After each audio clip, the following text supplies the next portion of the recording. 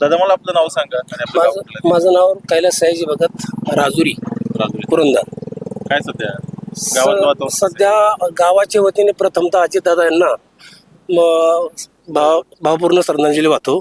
एक कामाचा माणूस तालुक्यातून गेला, राज्यातून गेला. दादांच्या माध्यमातून भरपूर या गावामध्ये कामं झाली आणि इथून पुढे झाली असती, परंतु दादा गेले. आमच्या गावाच्या वतीने मी दादांना भावपूर्ण श्रद्धांजली वाहतो.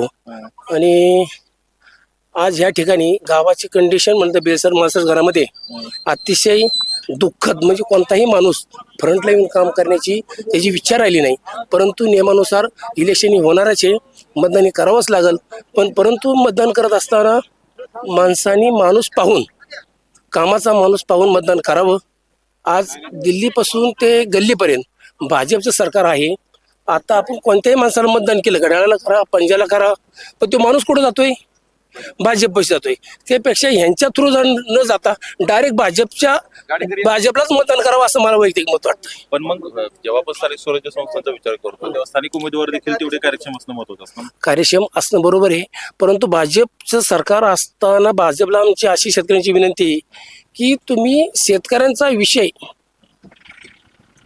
कांद्याला निर्यात असावी, कांद्याला बाजारभाव नाही, तर कांद्याबद्दल शेतकऱ्याबद्दल भाजपने विचार जर केला तर राज्यामध्ये पूर्णतः भाजप येईल.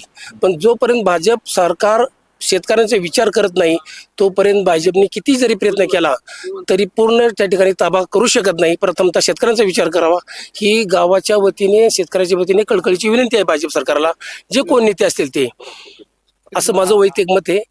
माळसर बेलसर गावामध्ये अनेक पक्ष झालेत, कोण कोणत्या पक्षाचाही सर्वसामान्य मतदाराला कळतच नाही. ज्यावेळी तो नाव सांगल मी ह्या पक्षाचा आहे तेव्हा कळतंय तो हा पक्षाचा आहे.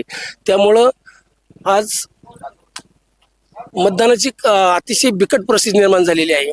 भाजप सरकारने रस्त्याची कामं अतिशय उत्कृष्ट पद्धतीने केलेली आहेत. पाण्याचा विषय ते चांगल्या पद्धतीने हे करतायत. आदरणीय मोदी साहेब देशामध्ये अतिशय उत्कृष्ट पद्धतीने या ठिकाणी काम करतायत. देश कसा वाचला पाहिजे, देश कसा बनला पाहिजे, त्यांच्याकडे विजन आहे आणि विजन असल्यामुळं आज देशाची प्रगती होत चाललेली आहे. परंतु शेतकऱ्याची अधोगती होत चाललेली आहे.